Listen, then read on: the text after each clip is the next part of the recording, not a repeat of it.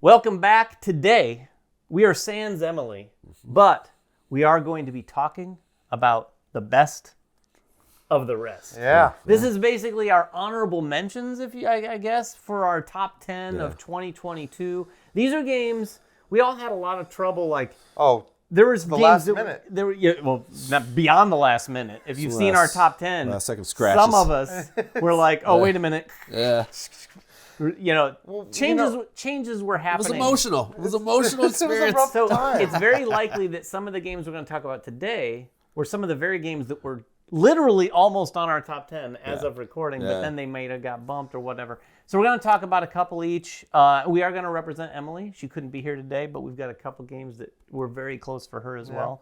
Ryan, do you want to start with a game that was just close to your top 10? I do, because I'm gonna start with a game that when we played it, I said this is top 10 game material. Yeah. Oh. And it was one of the first games that came to mind that I put on my list, but then ultimately just called out, and that was Space Station Phoenix. Yeah, man. I mean, this would be my 11. This was the one, literally at the last minute, I had to make some tough choices of just, I love Space Station Phoenix. I think it's a great game.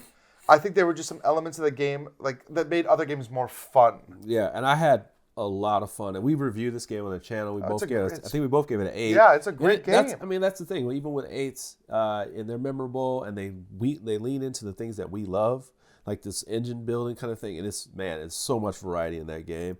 There's so many components and things that you can do to make the gameplay experience better every single time. But it was just it was that tight. And that's what you're going to feel with these things. We're going to be loving and exciting, but gosh, that game, even with great memories, we only can do 10, man. Well, that's Right. We can only do 10. When I was looking at my top 10, I was like, okay, I love Space Station Phoenix, and I'd probably play it anytime anybody asks. I'll play it anytime anybody asks. But I'm not looking forward to the setup of getting into the table. Yeah. And Is there a bit? I haven't played it. It's quite a bit. It's a table hog. It's definitely one of those experience games where you're like, okay, we're coming over and we're doing Space Station Phoenix. I'm going to already have it set up before people get over there. Yes. Just because there's so many pieces you It's have to just lay a out. ton of tiles, Yeah, right? it's A ton of, and you have to organize all the tiles, whatever. Right. That's not really an excuse because the game is still good and So so good. what? Who cares how long? But when I was looking at my top 10 and just games that I play more, there were just other games that I was like Heat, for example. It ended up on my top 10. And you could just throw that out and go. By the way, I think that's the game that pushed that game out I'm for pretty both sure. of us. I think it for was both of because it us. was tight. I can confirm one of the two of them did not have Heat on their list just before we started But the recording. thing is, Heat was so new, and for me, it was tough to be like, yeah, I want to put a game, even though I've played Heat multiple times since it released only a couple months ago, it was like that game is so new, and I really want to experience more of it, but then the more I talk about it, the more I remember the exciting moments that game brings and how much fun I had. I would play Heat. Let's stop recording. I would play Heat right now. Why are we talking about Heat? That was on our All right, list. it was on the list. We have a whole Okay. nother It was on the video list. where It he was talks on the about list. that. My point is, it's tough. It's just tough to make these calls. Is the point I was trying to make. And so, unfortunately, Space Station Phoenix just got bumped. Even though when we played it at Origins, I was 100% sure it was going to be on my top 10 of the year. Great game. One of them on my list that was my very short. Actually, it wasn't a super short list. For my top 10, I probably had it pared down to maybe somewhere between 20 and 25 games. So this was somewhere close up to the mix, and it is Ready, Set, Bet. Yeah. This was I'll call it a party game because it definitely has that party game atmosphere. Everyone's very boisterous around the table. There's a lot of oh, come on. It is an exciting game, and we knew that from the very first time we played it. We had a chance to play it at Gen Con with John DeClaire, the designer, who was doing the calling. If you're not familiar with the game, it's a horse racing game, and one player, unless you have the app, is actually doing the calling. They're rolling the dice and going, and 7 is... And John DeClaire was great at it. Yeah. I'm not so great at it. Rob Rouse was also pretty good at it. Rob was fantastic from Blue Bake Ping. And that is part of the fun of that game. And all the while, people are literally frantically putting down bets and, as the horses are going. And it is just a fun game. I played that with my family. Yep. All the kids really enjoyed it. I can think everything, especially kids, they like the idea of betting because they don't generally get the chance to do it. Right, exactly. Yeah.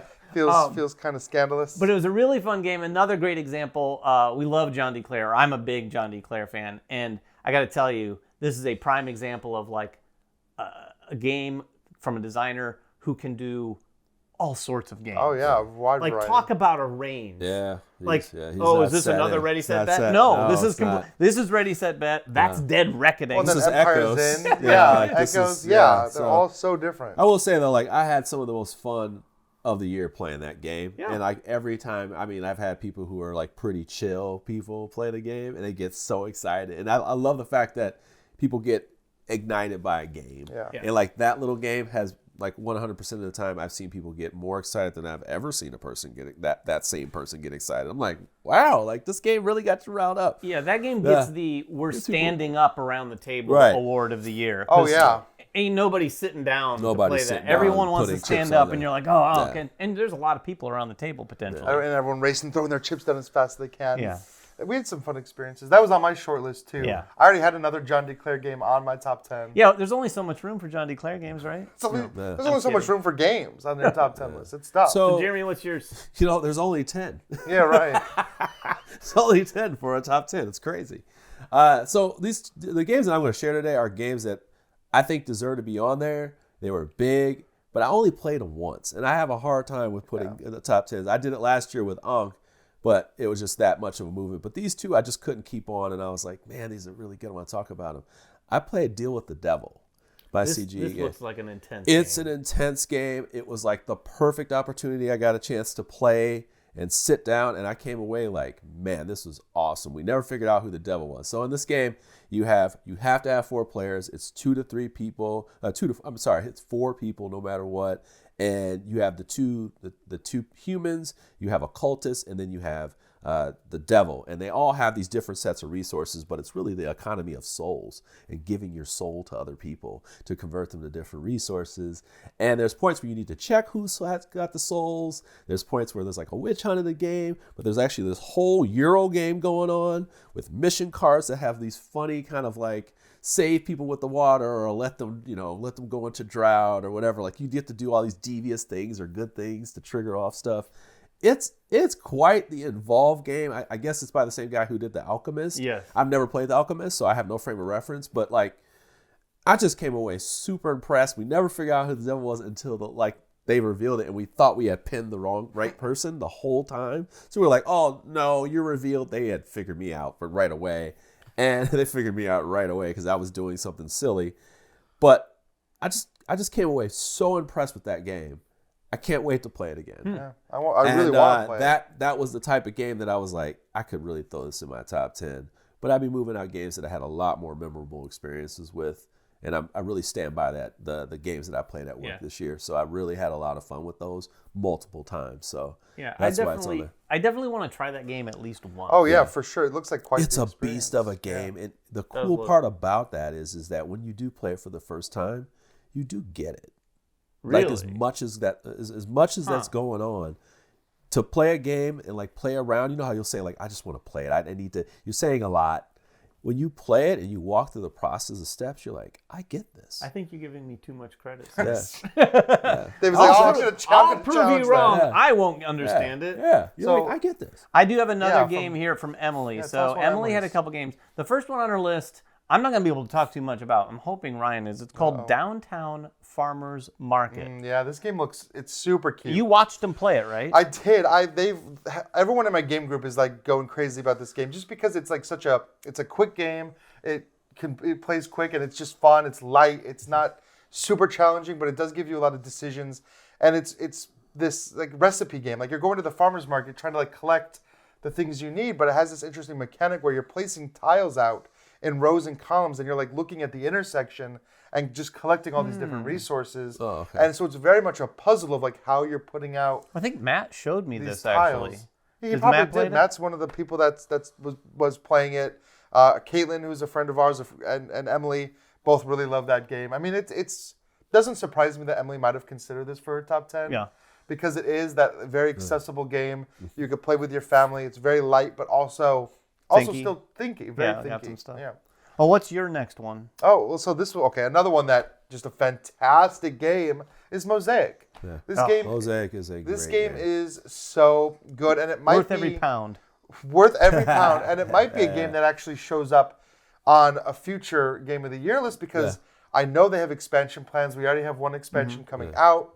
this game hits all the buttons for me in a Civilization game, and it plays in about 2 hours instead of like 4 to 6 hours. The card drafting is so much fun. The engine building is so much fun. Like triggering things and like just getting resources and getting guys on the map and getting points. Like it just feels really good and in the best abstract way. It doesn't try to I agree. detail every element of Civilization building, but it feels like they're all there. Yeah, I was so back and forth on this one too. Really? It was so hard.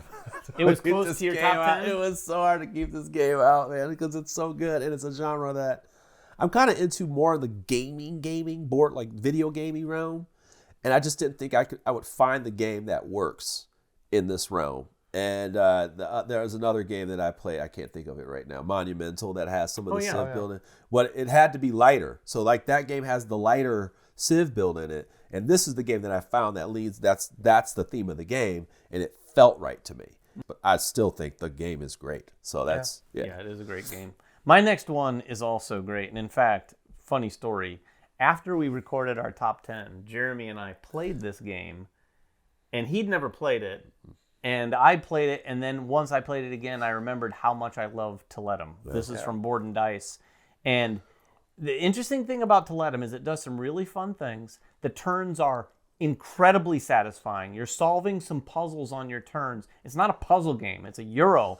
But you're able to find, using all these little bonus actions and tiles and things on the board and things over here, all these little connections so that you can explode this big, massive turnout that can take a while. right. But on the other hand, the game, in some weird way, also just feels like an old Euro. Yeah. Like, it is doing some fun new things, but it also mechanically doesn't feel like it's groundbreaking in the same way a lot of other Euros are these days. And the theme also feels distinctly old school Euro. I wouldn't even say like it's a Ticini type game. Like, Yeah. It's just like you start to get the wheelhouse of like, that's the type of games. He's had a lot of recent games with dice mechanics that we kind of find familiar at this point. Like it's sort of Tekkenu, but it's not, like that kind of thing. But I just found this game still very pleasing to play. It was. We had memorable moments. We had memorable moments, several memorable turns. It's always memorable. It's always good to have those moments where it's like, I feel good. Like I got a feel good turn or two in a gaming experience. And it just, you score a lot of points. One of those moments he felt was that he beat me by 1 point. And this is one of the cool things I love about gaming is when you can play a game and you're scoring, and we scored 191 to 192. And we had done most of the end game scoring and we were at 191, and we'd gotten to 191 in significantly different ways. Completely different ways. Completely different ways. And if two players can play a game and you're scoring that high and you're tied, and then it came down to him having 5 extra resources that gave him another point, I didn't mind losing at all because it was just a Super Bowl memorable. And as soon as that game was over, I was like, man, I forgot about how much I like this game, and I genuinely regret not having it on my top 10. See, I need to play it more. I think that's a game that the more you play it, the better you feel about it, the better your experience is, the more you like it. And I think for me, I really wanted to love it, but I kept comparing it even internally to Tekkenu, which I just love Tekkenu, and I didn't like Toletum more than Tekkenu, and that's what kept it off my top 10 list. It's like I would rather. I think maybe it's the theme. Like honestly, because I love the theme. Well, it's less heavy. I wouldn't say it's a light game, but it is a lighter game. It is a little bit lighter. Mechanically, it's fairly straightforward. Tekkenu's got quite a bit more going on for sure. I would say Tekkenu's medium heavy. This one's squarely medium, if not a little less. So. Yeah, but Toletum is 2 all-star designers. I mean, the game is good, but I think that parts of it didn't feel as groundbreaking, like you said. Some of the parts felt like you're playing a Euro you already know. And there's nothing wrong with that. That game is a game I would play. Anytime somebody mentions it, I would play it. Yeah. It just wasn't quite strong enough. It was in my consideration pool, but it didn't make it on my top 10. Yeah, it is a good one. And before Jeremy wraps up, I do want to mention the other one Emily had on her list, and this was Catherine, Cities of Serena or something like that. We played this. It felt like earlier this year. I mean, it was earlier. It was a while. I think Origins is when we even live streamed it earlier this year. Yeah, just prior to Origins, I think we'd gotten a copy of this. Emily and I played it. We'd live streamed it. Emily played it a couple times, and this is also another one of those like Toletum that feels kind of like an older Euro. The cool mechanic here is the way you're playing your cards. You're playing cards in these 2 rows and activating the top row with the bottom row. So they're kind of, well, they're not kind of, they're very multi-use cards in that respect, but a very straightforward multi-use. And it's a really interesting mechanic there. It's driving what are very traditional Euro things. You know, you're putting things out on a map, you're going up a track. That's effectively it. But there's some scoring opportunities on the cards themselves. And it's just it was a nice, pleasant little Euro. Didn't take too long, didn't overstay its welcome. Yeah. And I can see why she had it on her list. I liked it too. I need to play it again because my only play was that live stream. Oh, you only played it the one time? Yeah, and it's tough to live stream a game. And you're thinking about so many things. You're worried about the commenters and the rules and the presentation. So it's difficult in a live stream to be able to appreciate the game. But I really enjoyed it. I don't think I did that well. I had some trouble getting the mechanics. Like, I was just always off on my card. Well, some of the mechanics, and it's been a minute since I played it, but one of the cool aspects of it that's hard to wrap your head around at first is you want to have too many cards in your hand at certain points, because there's cards that allow you to score points. You score points if you have to draw cards, but you don't have room for them. Mm-hmm. So if you can play a card that lets you draw a bunch of cards and you're full, guess what? You're getting points instead. Right. And that is a very different thing to look at. Usually you want to have room in your hand. Okay. So there's a strategy there for sure where you're like, I'm just going to flood my hand. Okay. And then take those points. Yeah, I've never played this game. We should try. I saw part of your live stream. It's very quick. It's very quick. So before we wrap up, though, I want to say to you too, Jeremy, or David, like I've been thinking about this a lot since we filmed. If I had known and realized that Marrakesh was actually a 2022 title, man, that's what I regret not putting on my list. Really? We did talk about it, but I wanted to mention, like, that game, the more I think about it, the more I heard you and Emily talk about it, it's been stuck in my head. Now I'm just dying to play Marrakesh again. We did, in the top 10, talk about how we were a little more strict this year about, like, did the game release? Yeah. I actually researched that one. I was like, I wanted to make sure it was available, and I knew that it had, some people at SN Time had been getting it. And as long as some people have gotten the game, I'm fine with putting it in our top 10. I'm fine with it, yeah. And in this one case, it was available at PAX. Yeah. And I know there are people here in the States, as well as over in Europe, for sure, who've started having it deliver. So, Marrakesh. Let's play it. I'm dying to play that game again. Yeah, you would have put it on your list for sure. 100%. Especially if I had played it a couple more times. What's your last one, Jeremy? Oh, so I had this game it's another one that I played once, but I was like, this could go on my top 10, no question. It's a game that came out really early this year. It's called Legacies. It's by Brooks Sun Games, I believe it's called. Jason Brooks. This game, you guys did a preview for this way back. A long time ago. It feels like eons ago. It got me interested in the game. I don't know if I was even with the channel at the time. With the guy with the top hat. Yeah, with the top hat on it. Yeah. And I was like, you guys got me interested in the game, and I think I wasn't part of the channel at the time.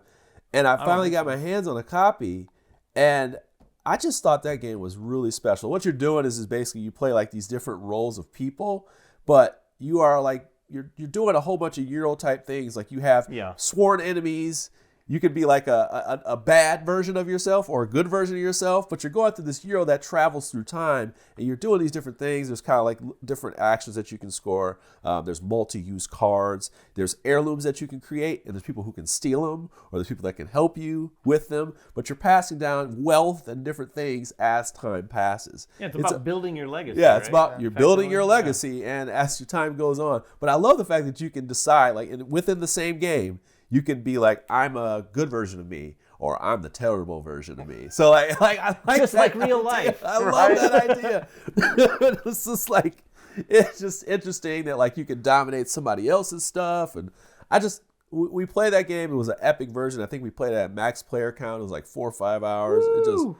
It was a hoot. I don't know why I just said hoot, but it was definitely. Here to here. Jeremy's got old at this moment. It's a hoot. It's now your legacy. Gather around, kids. Let me tell you about that good old Legacies. I want to play that game. I love it so much. Yes. That definitely was a memorable, and that was my theme this year. I was just like, what games were memorable? And I'm glad that it was in there. Now, I should say, as a whole, if you, I don't know when this video is going to air, you're probably wondering where are some of these games. I have a totally separate top 10 for solo and co-op games, but I really focused on games that I only played solo and co-op for the most part. Yeah. And I just felt like that gave me an opportunity to talk about 10 other games. Exactly. It's a cheat, everybody. You know I like to talk about games. So I was like, let me just separate it. And I also should let you know that if you haven't watched this video, if it's now or before, that it's going to be all ladies joining me. So all women. Oh, really? So it's all women. It's going to be myself, and then just all the contributors, people just from the community, and content creators that you may or may not know about are all going to come together and give their top 10. Yeah, if you didn't see last year's, Yeah. it was really cool. He pulled together a ton of different content creators, and they all talked about different games. But that's the It was cool really neat. part. Every year I do this, I'm going to solicit from the community, just people. And that I've already had, I think 5 submissions from just people. Non-content creators. Yeah, they're not content creators. They're just Gamers. people. It's Yeah. open to everybody. Yeah, it's open to everybody. And it's so fun to do that because I don't care if it's from this year or whatever. I'm like, what did you love that you played this year? And You want that's me to put your personal phone number down in the graphics? yes, it is 414-555-5555. Okay, you did the Hollywood thing. Yeah, I did the Hollywood All right. thing. So anyway, those were the best of the rest for us. They are sort of honorable mentions for 2022. Yeah. If you have some games that didn't quite make your top 10, list them in the comments below or tell us what you thought about the ones that we shared today. But until next time, make sure everyone has fun at the table, and we'll see you then.